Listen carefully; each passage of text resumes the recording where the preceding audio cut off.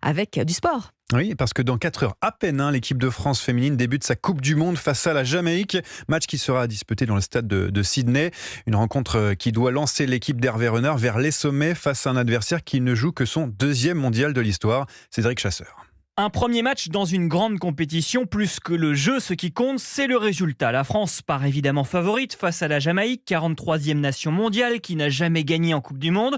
Mais outre l'adversaire, les Bleus devront se méfier d'elles-mêmes et monter en régime le plus rapidement possible. Grace Guillerot, la milieu de terrain de l'équipe de France. Ça va être à nous de vite s'adapter. Voilà, on va commencer par la Jamaïque. Je pense que ça va bien nous lancer parce que voilà, c'est une équipe qui est athlétique, qui est physique.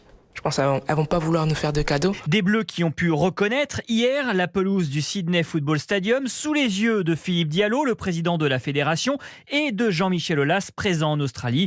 Un terrain que ne foulera pas, comme prévu, Selma Bacha, victime d'une entorse de la cheville il y a quelques jours et qui a continué de s'entraîner en marge du groupe. Et coup d'envoi à midi, je le rappelle, France-Jamaïque.